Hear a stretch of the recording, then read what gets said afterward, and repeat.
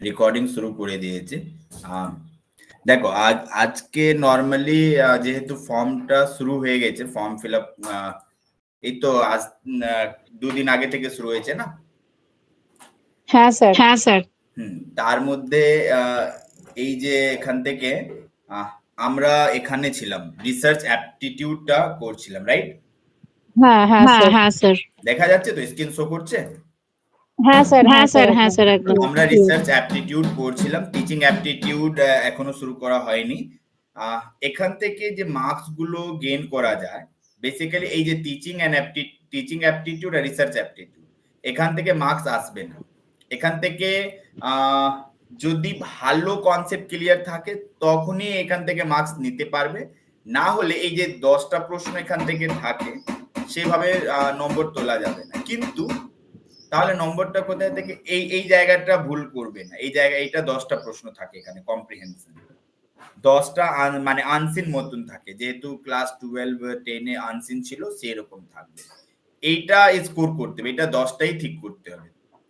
তারপর এই mathematical reasoning and aptitude, যদি এটা ভালো করতে পারো তাহলে খুব ভালো, তাহলে 15 কোয়েশ্চেন এখানে। লজিক্যাল রিজনিং এটাও ফুল সব করা যায়।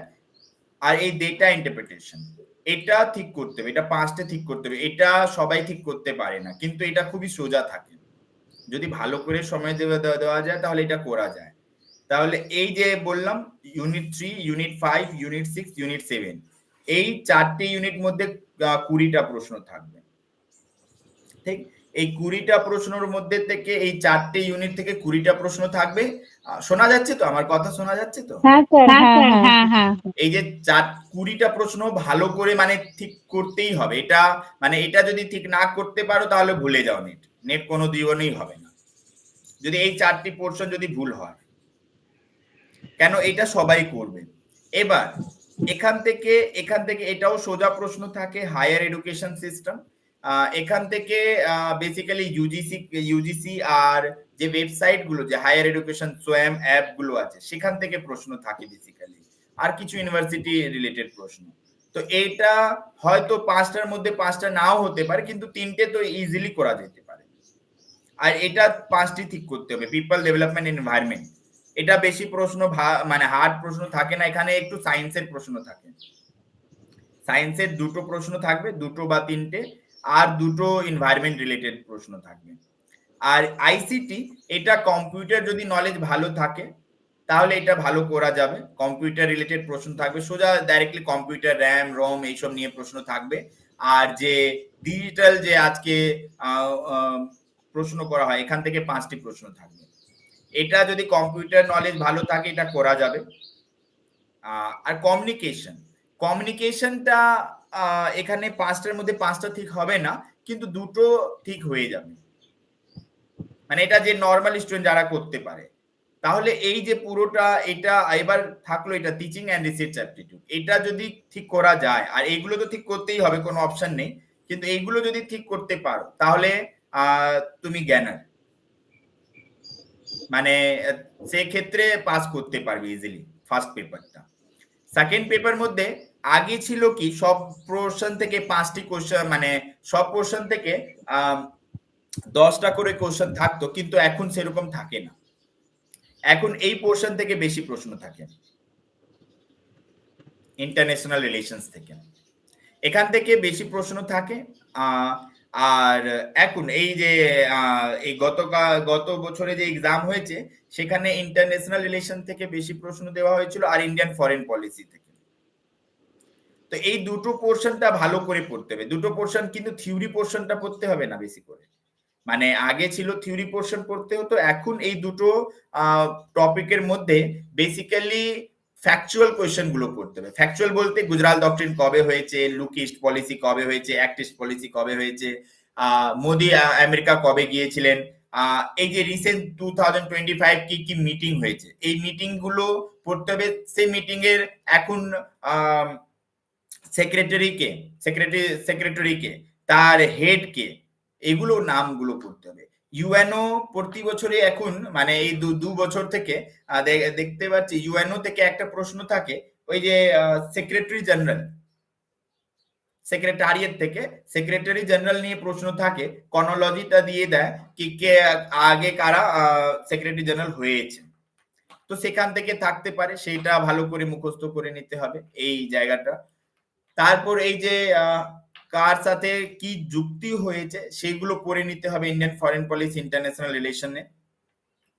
এখান থেকে ওইরকম প্রশ্ন দেবে, মানে ফ্যাকচুয়াল আগে থাকতো রিয়ালিস্ট, নিও রিয়ালিস্ট, গেম থিওরি, এগুলো তো পড়তে হয়, কিন্তু তাদের থিঙ্কার্স নাম এন্ড বই নাম পড়তে হবে এখান থেকে। এই যে পোর্শন, এটা এটা খুব সোজা প্রশ্ন দেয়, এটা বেসিক্যালি সিলেবাস মধ্যে সেরকম ভাস্ট নয়। পন্ডিতা রামাবাই আম্বেদকর এখান থেকে বেশি প্রশ্ন দেয় এখন। বীর সাভারকর, অরবিন্দ ঘোষ এইখান থেকে প্রশ্ন দিতে পারে, বা কটলে থেকে, সেটা বইয়ের নাম মুখস্থ করতে হবে। যেহেতু যদি আমি কটলের বই দেখি তাহলে সেখান থেকে মুখস্থ করতে হবে আমাদের।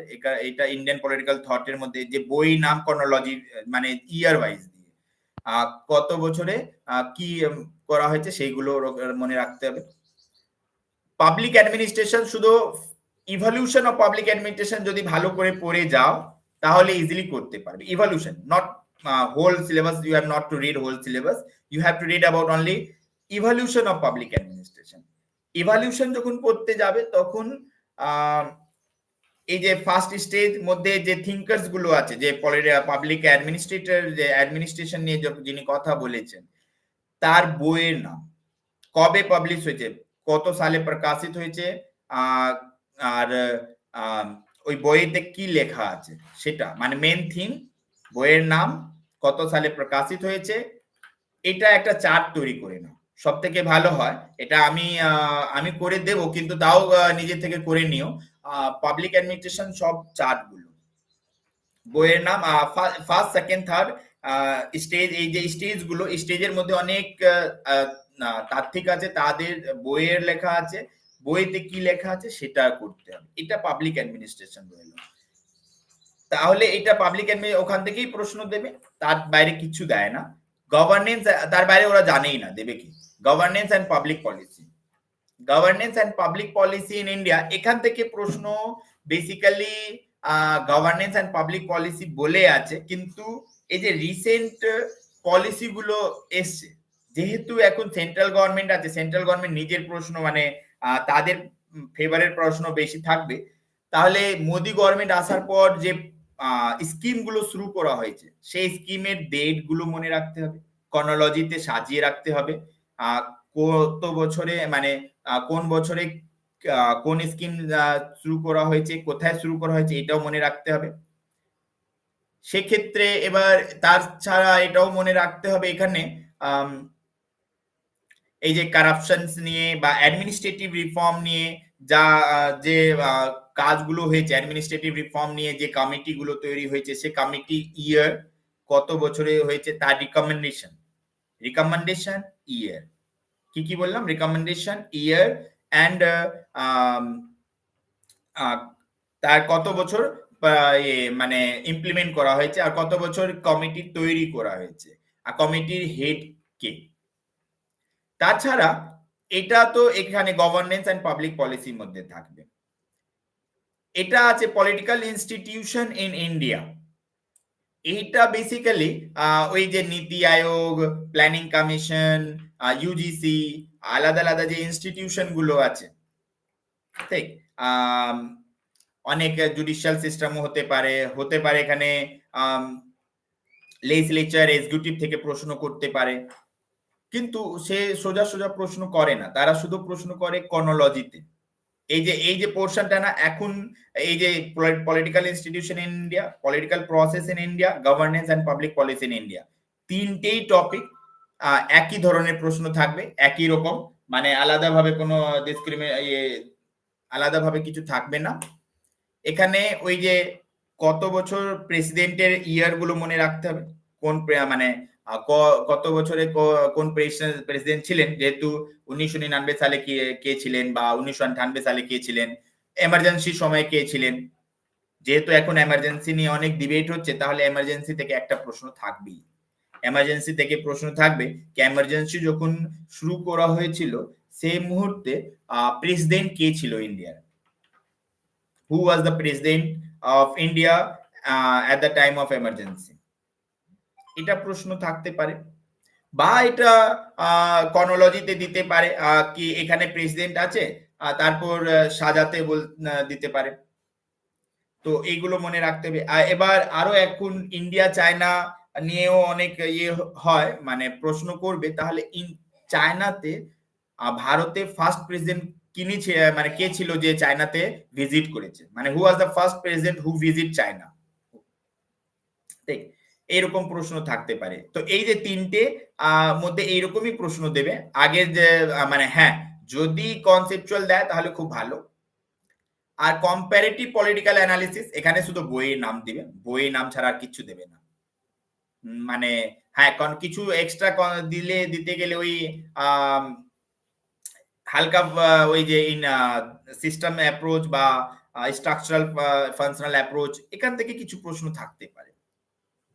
আর পলিটিক্যাল থটের মধ্যে একটা তো Indian political thought, western political থটের মধ্যে প্রশ্ন থাকবে, এখানে 10টা প্রশ্ন দিয়েই দেবে। ওই যে প্লেটো, অ্যারিস্টোটল এইসব নিয়েই থাকে বেসিক্যালি। জে.এস. মিল, রিসেন্ট যে ঘটনাকর্ম হচ্ছে নিশ্চে, এরকম প্রশ্ন থাকতে পারে, বা সিলেবাসে যা থাকবে। আর পলিটিক্যাল থিওরি থেকে এখান থেকে কনসেপচুয়াল প্রশ্ন থাকবে পলিটিক্যাল থিওরিতে। এই political theory somehow related to the political thought also. Political theory যখন লিবারালিজম করতে যাবে, এটা পলিটিক্যাল থটের মধ্যেও পড়ে যাচ্ছে। যে পলিটিক্যাল থিওরিতে লিবারালিজম ডাইরেক্টলি পড়তে হবে না, লিবারালিজম মধ্যে অনেক তাত্ত্বিক গুলো দেওয়া আছে, সে তারা কি বলেছে সেইগুলো পড়তে হবে। ও জিজ্ঞাসা করবে না কি লিবারালিজম কাকে বলা হয়, এটা জিজ্ঞাসা করবে না। জিজ্ঞাসা করবে লিবারালিজম নিয়ে কোনো একটা কনসেপ্ট দেওয়া হয়েছে, এই কনসেপ্টটা কে বলেছে, বা এই যে এই বই যে লেখা হয়েছে, লিবারালিজম রিলেটেড বই লেখা হয়েছে, এই বইটা কে লিখেছেন, এরকম প্রশ্ন থাকবে। তাহলে এখান থেকে আজকে যা প্রশ্ন আসছে ইজিলি না পড়ে যদি যাও তাহলে 60 কোশ্চেন করতে পারবে, আর যদি পড়ে যাও তাহলে 80-85 মতন কোশ্চেন করতে পারবে। এখানে সিলেবাস দেওয়া আছে। দেখো আমরা এখানে পড়ছিলাম আজকে যে আমাদের টপিক ছিল রিসার্চ পেপার, রিসার্চ অ্যাপটিটিউডের মধ্যে আমরা লাস্টই যাচ্ছি রিসার্চ অ্যাপটিটিউড, তারপর টিচিং অ্যাপটিটিউডটা যাব। রিসার্চ অ্যাপটিটিউডের মধ্যে আমাদের প্রশ্ন ছিল writing a research proposal, how to write a research proposal. এখান থেকে গত 2 বছরে প্রশ্ন দিয়েছে writing a research proposal, how to we write a research proposal. এটা বেসিক্যালি যারা মাস্টার করে তাদেরও রিসার্চ প্রপোজাল লিখতে হয়, আর যারা পিএইচডির জন্য অ্যাডমিশন নেয়, পিএইচডির জন্য ইন্টারভিউ দিতে যায়, তাদেরও রিসার্চ প্রপোজাল লিখতে হয়। কিন্তু রিসার্চ প্রপোজাল আর এই যে রিসার্চ রিপোর্ট, দুটোর মধ্যে একটু পার্থক্য আছে, বেশি নয়, একটু পার্থক্য আছে। Research proposal basically a guideline, how মানে একটা গাইডলাইন, একটা ফ্রেমওয়ার্ক কিভাবে রিসার্চ করব আমরা। এই রিসার্চ প্রপোজাল থেকেও প্রশ্ন থাকবে। তো রিসার্চ প্রপোজাল বেসিক্যালি এখানে বেশি হয় না, এটা আলাদা, মানে different people's right different ways, আলাদা আলাদা পোর্শন আলাদা ভাবে লেখে, কিন্তু প্রশ্ন থেকে যায়। তাহলে প্রশ্ন কিভাবে থাকবে নেটের মধ্যে, এই যে নেটে প্রশ্ন দেওয়া হয় তাহলে কি ধরনের প্রশ্ন থাকবে, ঠিক? তো research proposal is a document of usually 3 to 7 pages, ঠিক, that informs other of a proposed piece of research.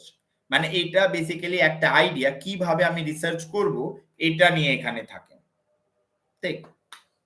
মানে এই প্রপোজালটা যদি বলা হয়, this propose research is usually a master or doctorate by thesis, but it can also be a work for a corporate purpose. Corporate purpose জন্য করা হয়, কিন্তু মাস্টারে যে ডিসার্টেশন লেখা হয় তার জন্য research proposal, dissertation basically research প্রপোজালটাই থাকে।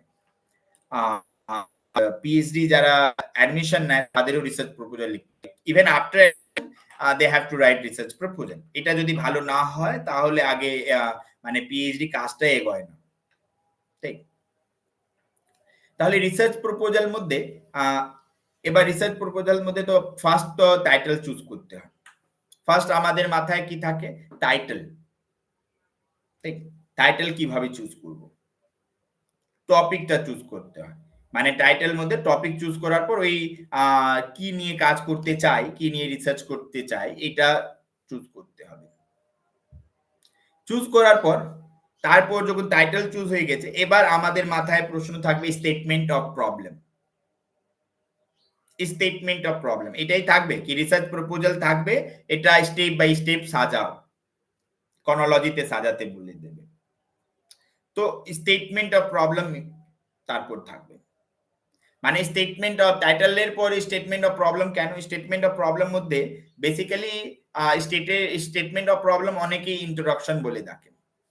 স্টেটমেন্ট অফ প্রবলেমকে ইন্ট্রোডাকশন বলা হয় কেন কি স্টেটমেন্ট অফ প্রবলেম মধ্যে রিসার্চ স্পেসিফিক যে প্রবলেম সেটা ফাইন্ড আউট করার পর সেটা লিখতে হবে কি প্রবলেমটা কি, সেই প্রবলেমটা কিভাবে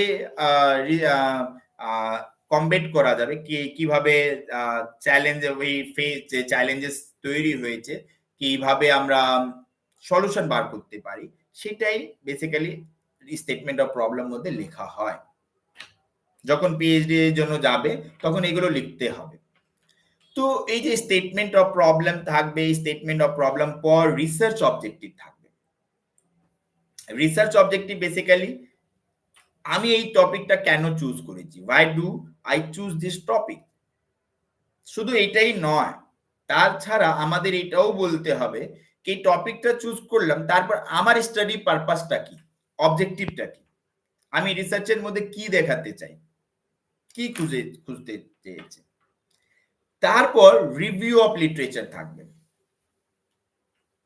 রিভিউ অফ লিটারেচার মানে ওই যে অবজেক্টিভ বেস করে অবজেক্টিভকে মাথায় রেখে আমরা বইগুলো পড়া শুরু করলাম, আর্টিকেলস গুলো পড়া শুরু করলাম, জার্নাল গুলো পড়া শুরু করলাম। ওইটা লেখার পর রিভিউ অফ লিটারেচার পর আইডিয়াস গুলো আমাদের মাথায় তৈরি হয়ে যাবে।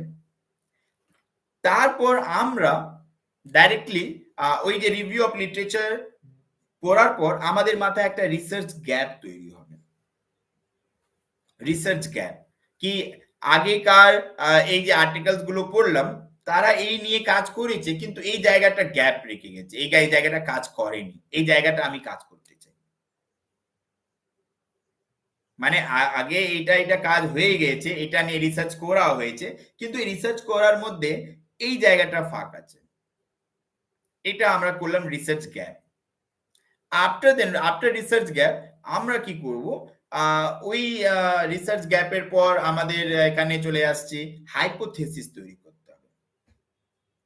ওই রিসার্চ গ্যাপ ভিত্তি দিয়ে হাইপোথেসিস তৈরি হবে আমাদের। হাইপোথেসিস বেসিক্যালি কি হয়, একটা জেনারেল স্টেটমেন্ট, একটা অ্যাবস্ট্রাক্ট আইডিয়াস, এই যে কি এইটা নিয়ে এইটা হচ্ছে, ঠিক যে টপিক চুজ করা থাকবে এইটা করার পর এইটা রেজাল্ট বেরোবে, আমরা একটা অ্যাজিউম করে ফেললাম। এবার ওই হাইপোথেসিসকে প্রুভ করার জন্য আমাদের থাকবে রিসার্চ মেথোডোলজি। হাইপোথেসিসকে জাস্টিফাই, হাইপোথেসিসকে প্রুভ করতে হবে তো কি হ্যাঁ এই হাইপোথেসিসটা ঠিক বা ভুল। হয়তো ঠিক হবে যদি আমার হাইপোথেসিসটা যদি রিসার্চ মেথোডোলজিটা কি থাকবে, কিভাবে আমরা রিসার্চ করব, মেথডটা লিখতে হবে, সেখানে অ্যাপ্রোচ গুলো লিখতে হবে, সেই জায়গাতে আমাদের লিখতে হবে কিভাবে আমরা এগোবো, কোথায় কোথায় সার্ভে করতে যাব, কেস স্টাডি যদি থাকে তাহলে কোন এরিয়াটা চুজ করব, ইন্টারন্যাশনাল রিলেশন থাকে তো তাহলে আমি কিভাবে কাজ করছি, বা থিওরিটিক্যাল পোরশন থাকতে পারে, থট থাকতে পারে, থটের মধ্যে তো এম্পিরিক্যাল কাজ হয় না, থট তো পুরোটাই সাবজেক্টিভ, তাহলে আমরা এই যে ডেটা কালেক্ট করব সেগুলো এখানে মেনশন করতে হবে। How do we collect data কিভাবে কালেক্ট করছি, primary data collection, secondary data collection, এইগুলো এখানে রাখতে হবে। তো কি বললাম, statement of problem, research objective, review of literature, then after research gap, hypothesis, research methodology, এবার রিসার্চ মেথোডোলজি পর চ্যাপ্টারাইজেশন, তারপর আমাদের থাকবে বিবলিওগ্রাফি, কি আমরা পড়েছিলাম এটা করার জন্য সেইগুলো ওখানে মেনশন করতে হবে। This is our research proposal. নেটের এক্সামে কি প্রশ্ন থাকবে, নেটের এক্সামের মধ্যে এইটাই ক্রনোলজি সাজাতে দিতে পারে, এইগুলো অপশন থাকবে, তো আমাকে সাজাতে হবে কি কোনটা আগে করতে হবে।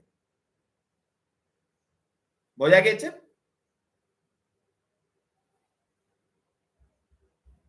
হ্যাঁ স্যার এবার প্রশ্ন থাকছে এই যে রিসার্চ প্রপোজাল মেইন এলিমেন্ট গুলোটা কি? এখানে need of a specific research project, benefits and beneficiaries, types of data to be collected, কিভাবে ডেটা কালেক্ট করব, এগুলো আমি যা বললাম এটা এখানে এলিমেন্টস গুলো আলাদা করে লেখা হয়েছে। Types of analysis, help required from other organisation, কত বছরের মধ্যে শেষ করতে হবে, ডিউরেশন গুলো রাখতে হবে, প্রোফাইলস এন্ড মানে এই যে আমরা করছি তার প্রোফাইলটা কি, মানে কেস স্টাডি যদি থাকে তাহলে ওই প্রোফাইলিং করতে হয়। ডেটা কালেকশন মধ্যে আমি বলেইছিলাম primary data collection and secondary data collection. Primary data collection যেটা আমরা direct survey, observation, survey, interview দিয়ে পাচ্ছি। সেকেন্ডারি ডেটা কালেকশন যে বুকস, জার্নাল দিয়ে, জার্নাল থেকে যা পাচ্ছি সেগুলো সেকেন্ডারি ডেটা কালেকশন। এগুলো আমি বেশি কিছু বলতে যাচ্ছি না, এগুলো জানো হয়তো, গ্রাজুয়েশনে পড়া হয়েছে আর মাস্টার ডিগ্রিতেও পড়েছো, আর আগের দিনও বলেছি আমি। By observation, personal interviews, telephone interviews, mail questionnaire, right. এবার schedules, processing and analysing data. এবার ডেটা যখন কালেক্ট হয়ে যাবে তখন অ্যানালাইজ করতে হবে, রিসার্চের মধ্যে এটা কাজ। অ্যানালাইজিং মধ্যে এডিটিং, কোডিং যেগুলো থাকে বেসিক্যালি, এগুলো আসবে না কিছু সেরকম। হ্যাঁ, এবার চলে আসছি রিসার্চ। এখানে রিপোর্ট, রাইটিং আর রিসার্চ রিপোর্ট অনেকেই হয় না, এগুলো তো থাকে। Writing a report is the last and for many of the most difficult step of the research process. Research proposal তো করে নিয়েছো, রিসার্চ প্রপোজাল পর তো এবার রিপোর্ট লিখতে হবে না, রিসার্চ রিপোর্ট। দ্যাট মিন্স এটা সব থেকে লাস্টে করা যায়, এটা খুবই চাপের জায়গা। কেন কি এই জায়গাটা সবকিছু লিখতে হবে, যা করেছি, যা পেয়েছি, এবার ডেটা যা কালেক্ট করেছি সেগুলো অ্যানালাইজ করতে হবে। এ তো সোজা নয়। আমি যা রিসার্চ কোয়েশ্চেন আমার ছিল সেই রিসার্চ কোয়েশ্চেন অনুযায়ী আমি উত্তর পেলাম কি পেলাম না, আমার হাইপোথেসিসটা ঠিক হয়েছে কি হয়নি, এটা দেখানো রিসার্চ রিপোর্টে দেখাতে হয়। এই জায়গাটা যদি মিস করে যায় তাহলে আমার পুরো থিসিসটাই ফেল, কেউ থিসিস পড়তেই যাবে না। তো report informs the world what you have done, what you have discovered, and what conclusion you have drawn from your findings. Report should be written in an academic style. এটা formal থাকতে হবে, not a journalistic. এবার অনেকেই হয় না journal যারা লেখা, মানে জার্নালিস্টিক বলতে গিয়ে ওই জার্নালিজম হয় না, তার মধ্যে রিসার্চ রিপোর্ট লিখে চলে যায়, মনে হচ্ছে পেপার পড়ছে, মনে হয় টিভিতে বসে আছে অ্যাঙ্কিং করছে, বলে যাচ্ছে সুন্দরভাবে বলে দিল। No, you have to find something new. এখানে একটা প্রশ্ন দেওয়া আছে, the process not needed in an experimental research is, experimental রিসার্চটা কাকে বলা হয়? এটা তো আগের দিন বলেছিলাম না। এক্সপেরিমেন্টাল মানেটা কি? এক্সপেরিমেন্ট করতে হবে, এক্সপেরিমেন্ট করতে হবে, তাহলে সেখানে অবজারভেশন তো থাকবেই, ডেটা কালেকশনও থাকবে। যখন ডেটা কালেকশন করছি তাহলে তার উপর কন্ট্রোলও তো থাকবে। কিন্তু এক্সপেরিমেন্টাল মধ্যে আমরা কি ম্যানিপুলেট করতে পারছি? এক্সপেরিমেন্ট করার সময় তো ম্যানিপুলেট করা যায় না, সেটা তো বায়াসলেস, বায়াস থাকে না, বায়াসনেস তো থাকে না, এখানে ম্যানিপুলেট করা যাবে না, রিপ্লিকেশন করা যাবে না, এটা অবজার্ভ করতে পারি, আমরা যা হচ্ছে সেটা অবজার্ভ করতে পারি। ফরম্যাটটা কি দেখো, এখানে title page, name of the researcher, purpose of the research project, for example a researcher, এখানে লেখাই আছে ডেট অফ পাবলিকেশন, এটা টাইটেল পেজ থাকবে। Table of content, content introduction, chapter 1 theoretical framework, review of related literature, chapter 2 research design, chapter 3 data analysis, interpretations, summary and conclusion, এটা মনে রাখবে। এটা table of content পর কি থাকবে, এখানে ইন্ট্রোডাকশন, চ্যাপ্টার 1 থাকবে theoretical framework and review of related literature, then after থাকবে research design, after then data analysis and interpretation, summary and conclusion, তারপর সাজেশন ফর ফার্দার রিসার্চ। এটা অ্যাপেন্ডিক্স থাকতেও পারে, নাও থাকতে পারে, সেটা কোনো বড় ব্যাপার নেই। List of figure, title, pie chart showing the age. হ্যাঁ, এবার ইন্ট্রোডাকশন আগে কি থাকে, ইন্ট্রোডাকশনের আগে থাকে কভার পেজ, তো থাকবে, কভার পেজের পর থাকে অ্যাকনলেজমেন্ট।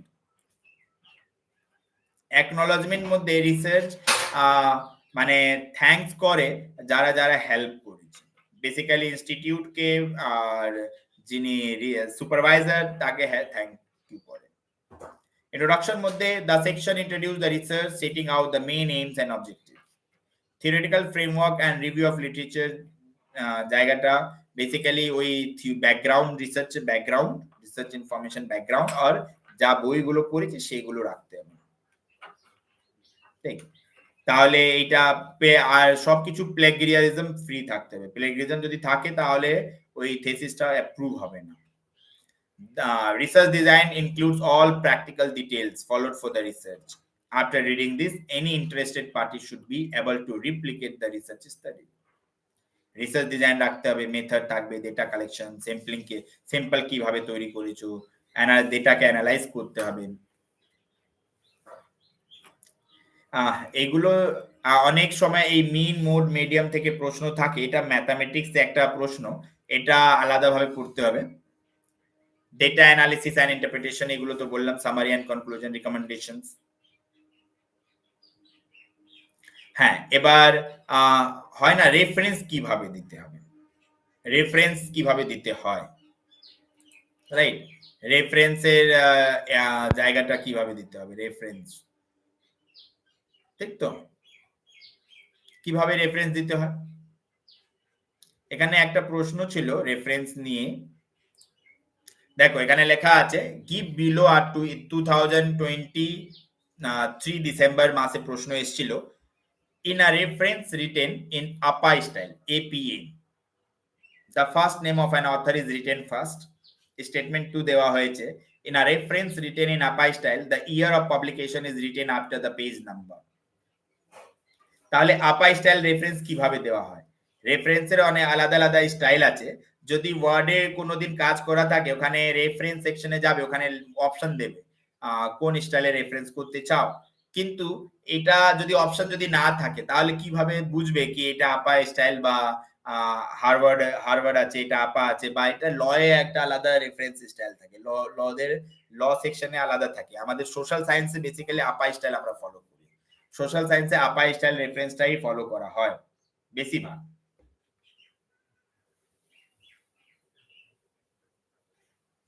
ঠিক, তো এবার এই অ্যান্সারটা আমি আগে দিচ্ছি না, আগে আমি এইগুলো বলে দিচ্ছি, এই রেফারেন্স গুলোর জায়গাটা দেখো। এই যে আমরা বললাম এখানে থাকে না, বুকস এর মধ্যে অথর সার নেম থাকে, followed by their initial date of publication, title of the books in italics, place of publication and publishers. এটা কি স্টাইল? এই রেফারেন্স স্টাইল নামটা কি, এটা মনে রাখতে হবে। এবার এই নামটা এখানে যদি দেখো, এখানে যদি ফরম্যাট দেখানো হয় তাহলে ভালো। এই দেখো এখানে দেওয়া আছে আপা articles from database, author surname আগে থাকবে, সারনেম কমা, তারপর ওই অথরের নাম যে আছে সেটা দেওয়া যাবে, সারনেম পুরোটা থাকবে, তারপর আমরা ওই নামেরটা শর্ট নাম দিতে পারি, মানে ফার্স্ট লেটারটা দিতে পারি, বা ফার্স্ট নাম দিতে পারি, ঠিক? এটা থাকবে, তারপর ইয়ার কত বছরে পাবলিশ করা হয়েছে, title of articles, volume number, এইগুলো থাকবে, পেজেস থাকবে। তো অথরের সারনেমটা ফার্স্ট লেখা হয় আপা স্টাইলে। এটা যদি মানে এক্সাম্পল গুলো যদি দেখানো হয় তাহলে খুব ভালো, না দেখানো থাকলে আমি দেখিয়ে দিচ্ছি আপা স্টাইল কিভাবে হয়, নিজেরটা একটা করে দেখিয়ে দিচ্ছি।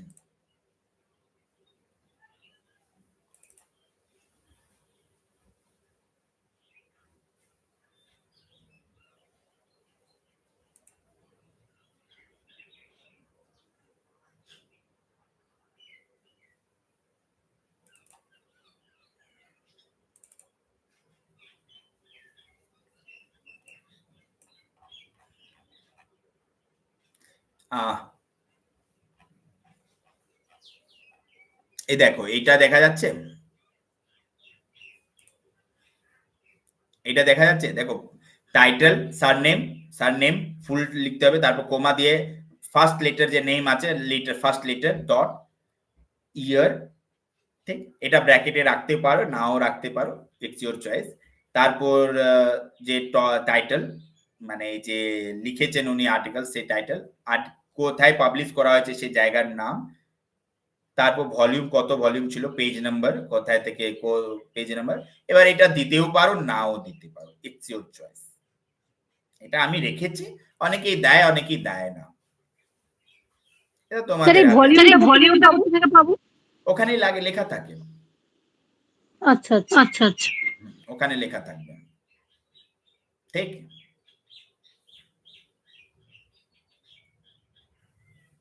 হ্যাঁ স্যার, বুঝতে পেরেছি।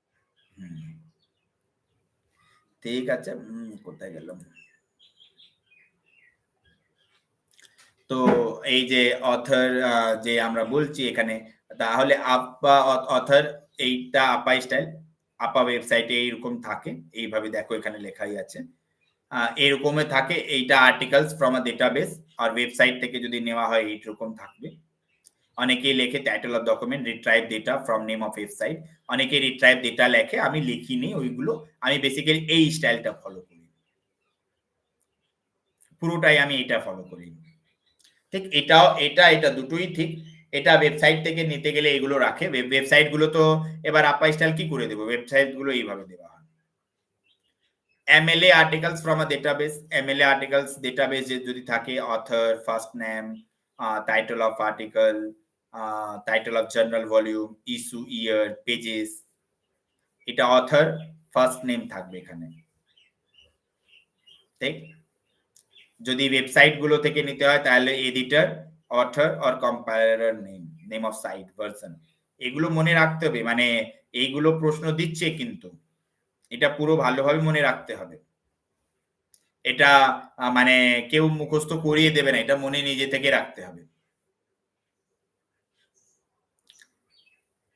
তাহলে এটা for journal article, title of the article appear in inverted commas, italic ফর্মটাও ফলো করা হয়।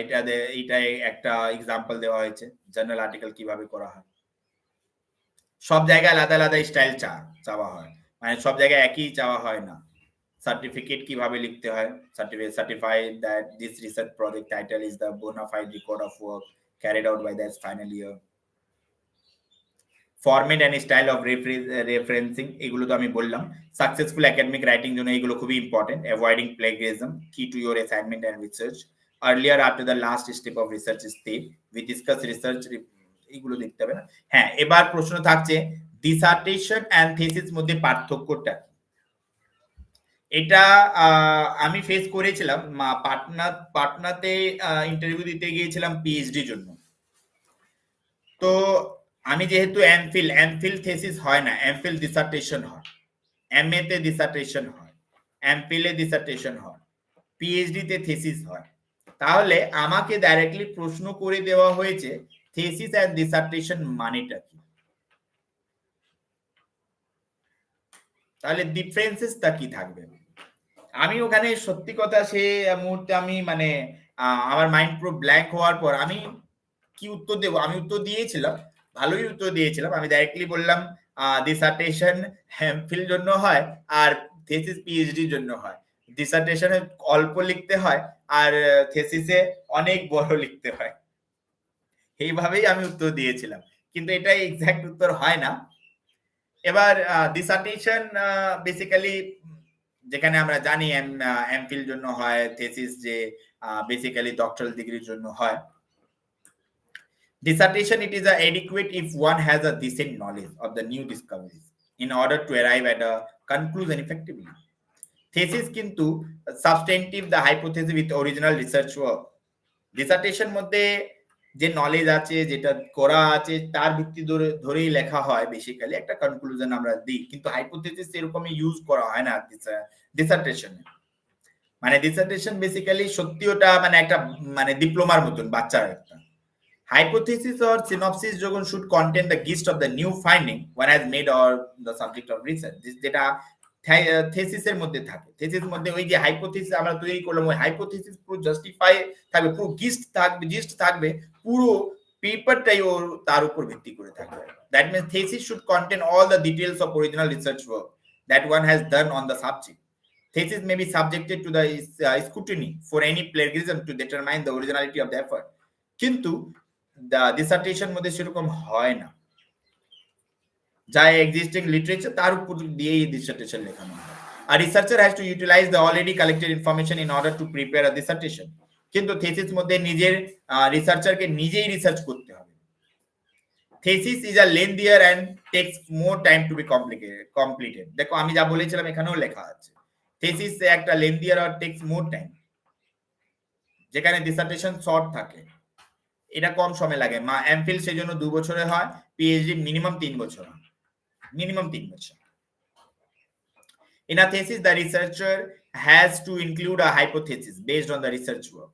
In contrast to a thesis, in a dissertation, the researcher should have a decent knowledge of the new discoveries. Thesis, the researcher has to focus on the primary argument. In a master dissertation, the researcher has to utilize the research work in order to prove his point. A thesis is written and an academic research paper. কিন্তু dissertation সেটা academic বুকের মতন থাকে, বইয়ের মতন থাকে। Data collection in dissertation is based upon the hypothetical analysis of content. কিন্তু thesis মধ্যে theory, argumentation, original research work থাকে। hypothesis তো থাকবেই, কিন্তু original research work থাকবে পুরোটাই। দেখো এইগুলো অপশন, এইগুলো প্রশ্ন করে দেওয়া হয়। ACS মানে আমেরিকান কেমিক্যাল সোসাইটি, AGLC মানে Australian guide to legal citation, AMA American medical association, AMG academic of management style, CMS Chicago manual of style, CSE council of science editor, IEE institute of electric and electronic engineer. এইগুলো এখান থেকে এই যে MLA ফুল ফর্মটা কি হবে? MLA full form হয় modern language association. এগুলো মনে রাখতে হবে, প্রশ্ন যদি করে দেয় তা তখন উত্তর তো দিতে হবে। MLA ফুল ফর্ম হয়ে যাচ্ছে modern language association, APA full form হয়ে যাচ্ছে American psychological association. Basically social science মধ্যে কোনটা ফেমাস? APA স্টাইলটা সোশ্যাল সায়েন্সের মধ্যে অনেক ফেমাস। ল ক্ষেত্রে MLA স্টাইলটা ফেমাস। এবার এইগুলোও আছে, হার্ভার্ড স্টাইল। হার্ভার্ডটা অনেক মানে ভাস্ট, যারা অনেক বড় বড় অথর থাকেন না, ওনারা অনেক সময় APA স্টাইল না ফলো করে হার্ভার্ড স্টাইল ফলো করে, মানে ওনাদের মানে কনসেপ্টটা একটু হাই থাকে। Chicago Turabian style is generally use for business. এই যে শিকাগো স্টাইলটা কোথায় ইউজ করা হয়? বিজনেস, ফাইন আর্টস, এটা মনে রাখতে হবে। শিকাগো স্টাইলটাও হয়। এবার the Indian National Bibliography has been conceived as an authoritative bibliographic records of current Indian publication. Assamese, Bengalis, English, Gujarati, Hindi, Kannada, Malayalam, Marathi, Oriya, Punjabi, Sanskrit, এগুলো কিভাবে লিখতে হবে? নিউজ পেপার, এটা আমাদের বই লেখা আছে ইন্ডিয়ান ন্যাশনাল বিবলিওগ্রাফি যে 1954 পাবলিক লাইব্রেরিজ যে অ্যাক্ট আছে সেটা দিয়ে করা হয়েছে। ইন্ডিয়ান ল্যাঙ্গুয়েজ অথে সেটা আমাদের দেশে যে অফিসিয়াল যে ইউজ করা হয়। The main entries are in Roman script and collection and annotations, if any are in English. Classified portions. The Indian National Bibliography and Central Reference Library fall under the supervision of Ministry of Culture. এটা প্রশ্ন থাকবে। Indian National Bibliography and Central Reference Library fall under the supervision of Ministry of Culture, Government of India. এটা কার আন্ডারে পড়ে যাচ্ছে? Ministry of culture, government of India. এটা মনে রাখবে। এবার অনেক সময় হয় না, ওই যে লেখা থাকে না, ফুটনোট দিতে হয়। অনেকেই বলে কি ফুটনোট দিতে লাগবে, অনেকেই বলে না লাস্টে দিয়ে দিলেই হবে। ফুটনোট মধ্যে কি থাকে? ওই যে নিচে হয় না, বইগুলো যদি দেখবে ভালো করে, বেসিক্যালি জেসি জোহরি বইটা যদি দেখো, জেসি জোহরি উনি ওই ফুটনোট ব্যবহারটা করেছেন। উনি ওই যে লেখার সাথে সাথে লিখে দিয়েছে 1 নম্বর 2 নম্বর, তারপর নিচে 1 নম্বরে সাইটেশন কোথায় থেকে নেওয়া হয়েছে, 2 নম্বর কোথায় থেকে নেওয়া হয়েছে। ওই যে ফুটনোটটা দেওয়া হয়, ওই যে সাইটেশন সঙ্গে সঙ্গে দিয়ে দেওয়া হয় যে আমি এই যে পোর্শনটা আমি এই জায়গা থেকে নিয়েছি। দেখো আমরা ক্রেডিট দিতে হবে, আমরা যা কিছু নেব অন্য জায়গা থেকে সেগুলো ক্রেডিট দিতে হবে, ক্রেডিট না দিলে তো হবে না। So IBID is the abbreviation for the Latin word which means the same. এটা যদি একই জার্নাল থাকে প্রথমে ইউজ করা হয়েছে, একই পেজের মধ্যে যদি আমরা উপরে ইউজ করে দিলাম, এই লিখে দিলাম এই জার্নাল থেকে, এবার ওই জিনিসটা বারবার আসছে, তাহলে আমরা আই বিট করে দিতে পারি, IBID। ঠিক, কিন্তু তার সঙ্গে সঙ্গে যদি থাকে, মানে গ্যাপ করে থাকলে হবে না। op.cit. is the abbreviation for the Latin term opus citatum, citatum or a citatum, যেটাই পড়তে পারো, meaning the work cited. It refers to the reference listed earlier by the same author. It refers to the reference listed earlier by the same author, মানে এটা তো থাকবে immediate যখন আসবে, এটা ওই সেম অথর যদি থাকে, আর্লিয়ার কোনো জায়গায় ইউজ করা যদি থাকে আর রেফারেন্স অলরেডি দিয়ে দিয়েছো, তখন op.cit. করা যায়। ঠিক, loc.cit is the abbreviation for the Latin origin loco citato, meaning in the place cited. It is a footnote or endnote term used to repeat the title and page number for a given work. ওই যে title আর page number যদি repeat করতে হয় তখন এটা দিতে হয় আমাদের, ওই বারবার কেন রিপিট করতে যাব, তখন এটা দিতে পারি। A1. refers to an others where it is used for referring to a number of people। তারপর আমাদের এই যে Microsoft Excel is a popular spreadsheet software, এইটা প্রশ্ন থাকে, মাইক্রোসফট এক্সেলটা কি, অপশন থাকবে স্প্রেডশিট সফটওয়্যার, এটা মনে রাখবে, এটা প্রশ্ন করা হয়। দ্য আদার স্প্রেডশিট প্যাকেজ আর লোটাস, আর কি কি স্প্রেডশিট প্যাকেজ, এটা লোটাস 1 2 3, এটাও স্প্রেডশিট প্যাকেজ, এটা spreadsheet packages. Quattro Pro, Javelin Plus, Multiplan, VisiCalc, SuperCalc, PlanPerfect, এটাও spreadsheet software. Other statistical tool, এইটা প্রশ্ন থাকে কিন্তু অনেকবার এসছে, other statistical tools SAS, S+। ঠিক, word processor package, a word processor is an ICT application used for the production including composition, editing, formatting, possibly printing of any sort printable materials। এই যে word processor প্যাকেজটা use কোথায় করা হয়, এখানে এটা প্রশ্ন থাকতে পারে, এটা কিসের জন্য ইউজ করা হয়, পজিশন, এডিটিং, ফরম্যাটিং জন্য। ঠিক, the word processing package আর মাইক্রোসফট ওয়ার্ড। আর এবার তার এক্সাম্পলটা কি, ওয়ার্ড প্রসেসিং প্যাকেজের মধ্যে কি কি পড়ে, Microsoft Word, WordStar, WordPerfect, Softword, Akhar Gujarati, Ami Pro. এটাই মুখস্থ করতে হবে, এটা আর কিছু করা যায় না মুখস্থ ছাড়া। এটা নিয়ে আসছি, কিন্তু এটা ষোড়গঙ্গা এন্ড শোধগঙ্গোত্রী, এটা কি, ষোড়গঙ্গাটা কি? বেসিক্যালি যে থিসিস গুলো পাবলিশ হয় ষোড়গঙ্গাতেই হয়, সব থিসিস গুলো যারা যারা পিএইচডি করেছে, ইন ফিউচার আমাদেরও থাকবে। ষোড়গঙ্গা is the name coined to denote the digital repository of Indian electronic thesis and dissertation set up by Information and Library Network, INFLIBNET। এটা হ্যাঁ, এবার প্রশ্ন কি থাকবে, এটাকে মানে কারা কাজ করছে এটা নিয়ে, information and library network, INFLIBNET। প্রশ্ন থাকতে পারে INFLIBNET ফুল ফর্মটা কি, information and library network centre. এটা অটোনোমাস ইন্টার ইউনিভার্সিটি সেন্টার্স, আর কি থাকবে এখানে, autonomous inter university centre IUC of the University Grant Commission। Now the candidates will have to store the thesis in a compact disk and upload each chapter in a separate PDF file using the naming convention as prescribed by Shodhganga. The CD must be authenticated by supervisor or head of department. INFLIBNET introduced Shodhgangotri, which has been built to maintain a database or synopsis of ongoing MPhil PhD in Indian universities and institutions। take INFLIBNET introduce করেছিল ষোড়গঙ্গা, যেগুলো PhD গুলো কাজ হয়েছে সেটা database তৈরি করতে, সবাই আমরা পড়তে পারি কি কাজ হয়েছে। ইন্টারনেট বেস প্লেগরিজম ডিটেকশন সার্ভিস এখানে হয়, এটা ষোড়গঙ্গা সেইগুলোই পাবলিশ করা হবে যেটা পুরোটাই ডিটেক্ট করা হয় কি হ্যাঁ এটা কোনো কপি করা হয়নি।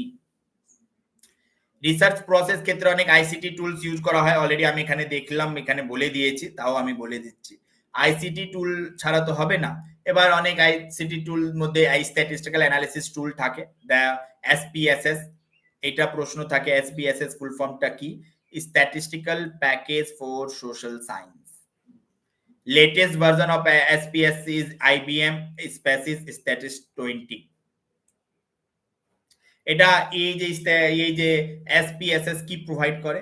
Provide data view, variable view, measures of central tendency, statistical inferences provide করে, correlational and regression analysis, non parametric test, hypothesis test করে, T test, T square, Z test, ANOVA, data exposition by using various graphs like line, scatter, bar, ogivo, data analysis tool মধ্যে spreadsheet package থাকে।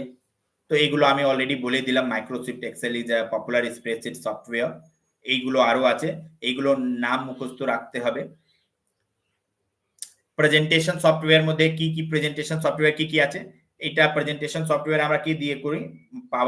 Microsoft power point, lotus freelance graphic, Corel presentation, Apple Keynote, etc. Presentation program is a computer software package used to display information, normally in the form of slideshow. এটা graphic image মতন থাকে, ঠিক? এবার আরো কি থাকতে পারে? Database management package is an organized collection of information. Database management package is a software designed to manage the database. Right. The various desktop database are Microsoft Access database কি কি আছে, database desktop database কি কি আছে এটা প্রশ্ন থাকতে পারে। desktop database Microsoft Access, Paradox, DBase or DBase 3, Foxbase, Fox Pro, Visual Fox Pro, FileMaker Pro, এগুলো থাকতে পারে। এটা database management থাকে। এবার commercial database servers that support multi users R oracles, এটাও প্রশ্ন থাকবে। এটা এইগুলো আমি মানে বলে দিচ্ছি, কিন্তু এগুলো মুখস্থ করতে হবে, তাছাড়া আর কোনো অপশন নেই। মুখস্থ ছাড়া আর কিছু করতে পারবে না। এটা ভাববে কি আমি গিয়ে বুঝে, এটা বোঝার কিছু নেই, এটা মুখস্থই করতে হবে। ওপেন সোর্স ডেটাবেস প্যাকেজ আর MySQL, PostgreSQL, Firebird, এটা মুখস্থ করার কিছু নেই। এটা ডেটাবেস ম্যানেজার, এখান থেকে অনেক প্রশ্ন থাকে আর আমরা ছেড়ে চলে আসি। আমি হই বা অন্য কেউ যদি এই মুখস্থ যদি না করতে পারে, তাহলে এটা করতেই পারবে না। এটা মানে মুখস্থ করে নিতে হবে, স্ক্রিনশট নিতে পারো। ব্রাউজার, হ্যাঁ কি কি ব্রাউজার আছে এখানে প্রশ্ন থাকে, ব্রাউজারটা অপশন দিয়ে দেয়, এবার বলে দেয় এখান থেকে ব্রাউজার নয়, এই প্রশ্ন টিক করো যেটা ব্রাউজার নয়। তো some example of browsers are Microsoft Internet Explorer, Mozilla Firefox, Opera, Netscape, Navigator, Chrome, Safari। এখন নতুন একটা ব্রাউজার তৈরি হয়েছে না? বলো তো কি হয়েছে? হ্যালো, হ্যাঁ স্যার বলুন। হ্যাঁ কি হয়েছে নতুন ব্রাউজারটা? জানি না তো স্যার। জেমিনাই হয়েছে। জহু অ্যাপ তৈরি করেছে না?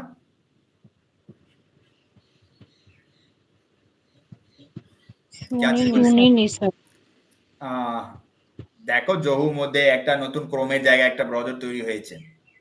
क्या बोले आंचल आप?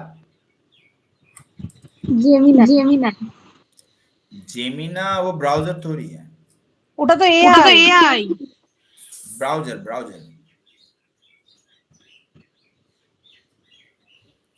tools through internet search engine to search the information, Google, popular search engine, Yahoo, web crawler, Excite, Alta Vista, search engine মধ্যে থাকে Google।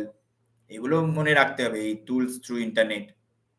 online data document management to manage document online, Dropbox, Google Drive, Google Doc, MS SkyDrive, Microsoft 365। Online data collection কিভাবে করতে পারি, online service, collaboration tools, Skype, voice and video conferencing, Google Hangouts, কত কিছু আছে। Modern research tool মধ্যে থাকে modern electronic research tools like Zotero, Evernote, make the collection of research data, collaboration between colleagues possible which is in the past which have been difficult, expensive or even impossible. মাত্র দুজনই আছে না শুরু থেকে? না sir আর একজনকে selection হয়ে গেছে। কখন? অনেক আগে বা এখন? না বেশ অনেকক্ষণ আগে ও সাউ দেখাচ্ছে। আচ্ছা, বেশিক্ষণ ছিল না তো? মোটামুটি ছিল, খুব বেশিক্ষণ ছিল না, ওই 10-15 মিনিট এরকম। আচ্ছা, বাংলার জন্য ছিল না।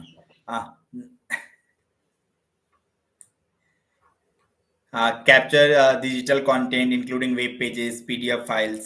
এবার রিসার্চ এথিক্স, এগুলো তো মুখস্থ রাখতে হবে। রিসার্চ এথিক্স থেকেও প্রশ্ন থাকতে পারে এখন। এথিক্সের প্রশ্ন থাকে, কিন্তু এথিক্সের প্রশ্ন আগে আমি কিছু আরো বলে দিই।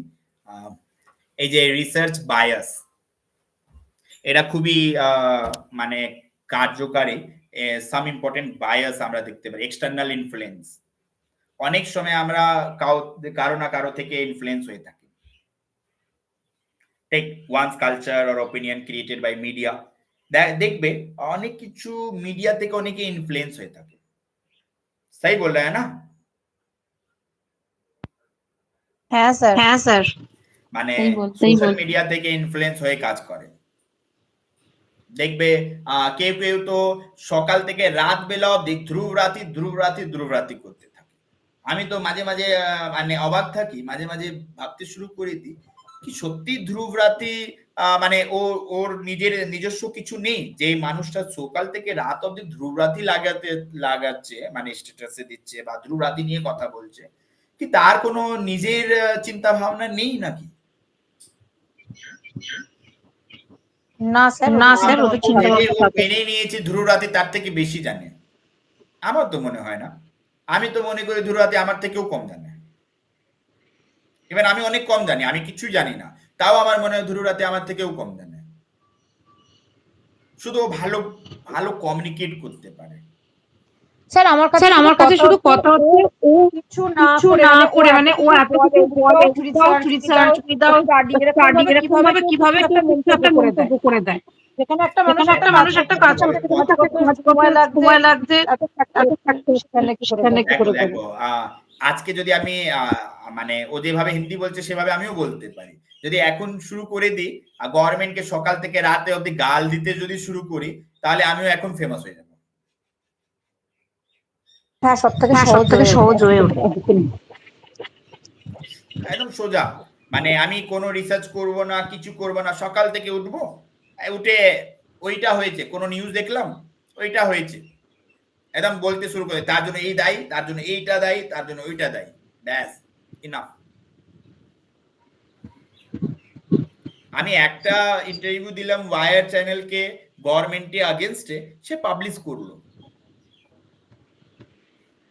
কিন্তু যে পজিটিভ কিছু বলেছি সেগুলো লেখেনি। কিন্তু মানে আমার ওই পূর্বে আমার যে পাবলিশ করেছে, যেগুলো আমি নেগেটিভ বলেছি গভর্নমেন্ট ক্ষেত্রে সেগুলোই লিখেছে মাত্র, আর যে পজিটিভ গুলো আমি বলেছিলাম সেগুলো লেখেনি। কিন্তু মোটামুটি আমার থেকে 40 মিনিট কথা বলেছে ফোনে। মানে যেগুলো পাবলিক খাবে সেগুলো। হ্যাঁ, মানে যেটা আমি অনেক কিছু বলেছি, মানে ভালো খারাপ দুটোই বলেছিলাম, কিন্তু ও আমার শুধু যে আমি খারাপ বলেছি গভর্নমেন্ট সেটাই শুধু লিখেছি ওখানে। এবার আমি এটাও বলতে পারবো নাকি আমি বলিনি? না। আর যে ভালো জিনিস বলেছি সেটা লেখেনি। তাহলে ভেবে দেখো 40 মিনিটের যা আমি কথা বললাম তার মধ্যে ও কি বার করলো? শুধু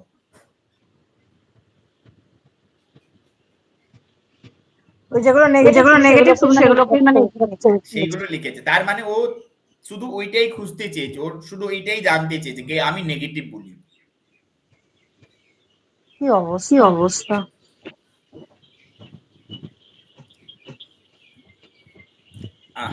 দেখবে ধ্রুবরাতির সাথে কোনোদিন ইন্টারভিউ কাছাকাছি যদি করে কথা হয়, তাহলে দেখবে ও সেই জিনিসই শুধু কথা বা মানে ইউটিউবে দেখাবে যেগুলো নেগেটিভ থাকবে, পজিটিভ একটাও দেখাবে না।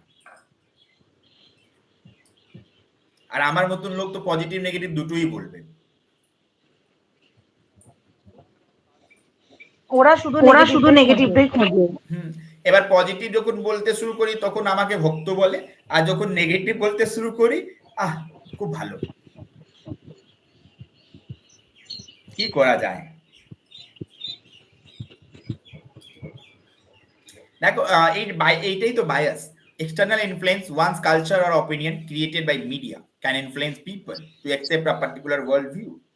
Personal bias, this may happen due to personal beliefs, attributes, or past experience. Right?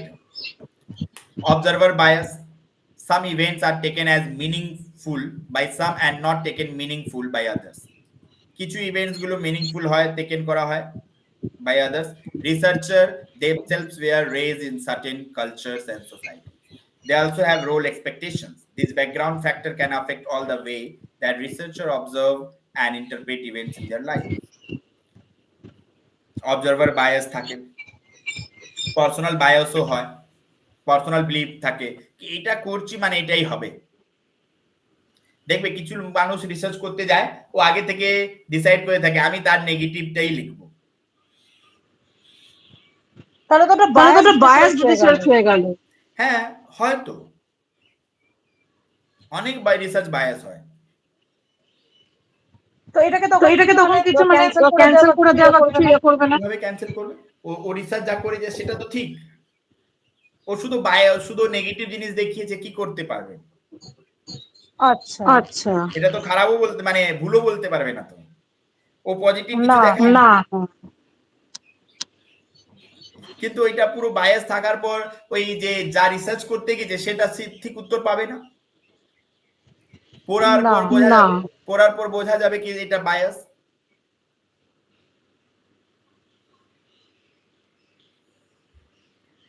বুঝতে পেরেছি। Expectancy bias, researchers sometimes expect to find specific outcomes. They may see what they expect to see rather than remain objective. Placebo bias, it operates when people strongly want to believe a treatment is successful. For example, many people may claim to feel better after taking a placebo such as sugar pill.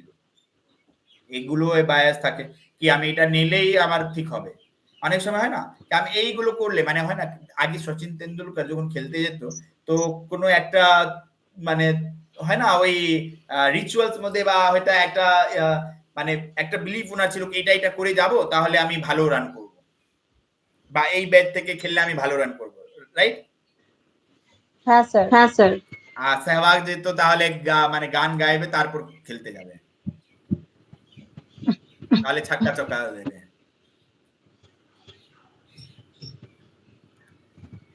Data collection মধ্যে simple classification থাকতে পারে, number of candidate with MBA degrees follow এইভাবে থাকতে পারে, বা manifold classification এরকমও থাকতে পারে। তো এইগুলো তো এখন করতে হবে না, এইগুলো এখন লাগবে না, কাজে লাগবে না। অ্যানালিসিস অফ ডেটা গুলো এখন দরকার পড়বে না। হাইপোথেসিস টেস্টিং, রিসার্চ রিপোর্ট তো বলেই দিয়েছি অলরেডি। এখানে আলাদাভাবে লিখে দিয়েছে, ওখানে আলাদাভাবে দিয়েছে, সব জায়গায় আলাদা আলাদা দিয়েছে।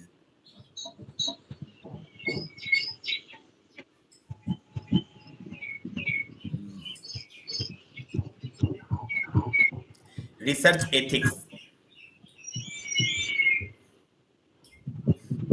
এথিক্স মানেটা কি?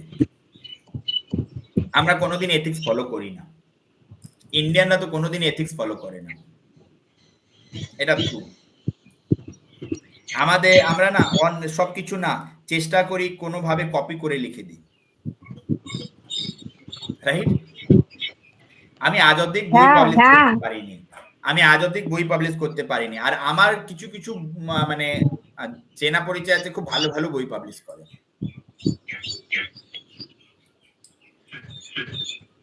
রাইট? এবার এথিক্স এর মধ্যে হয়, ethics are the principles and guidelines that help us to uphold the things we value. Ethics and law are different aspects. All the laws of the land are intended to be based on certain ethics. Almost all societies have legal rules to govern certain behavior in a country or a society. Ethics aims to achieve two fundamental objectives: to tell us how we ought to act in a given situation and to provide us with a strong reason for doing so. Ethics মানে এটা values emerge from conflict between values, মানে হয় না রিসার্চটা আমরা প্লেগিজম free থাকবে, আমরা AI tools use করব না, এআই টুলস ছাড়া রিসার্চ করব, এআই টুলস ছাড়া লিখতে হবে, এগুলো যে মাথায় থাকে না কি এআই টুলস ইউজ না করে আমরা লিখতে যাব, সেটাই তো এথিক্স। এবার আমরা অনেক এথিক্স থাকে, এথিক্স আমরা ফলো করি না, রিসার্চ এথিক্স একটা বড় এরিয়াস। এই যে বড় এরিয়াস মধ্যে অনেক কিছু আছে যে রিসার্চ এথিক্স মধ্যে পড়া যায়। ঠিক, আমি আজকে আর যাচ্ছি না, আজকে এখানে থাক। ঠিক আছে স্যার। ঠিক আছে, রাখলাম। হ্যাঁ স্যার। জি স্যার।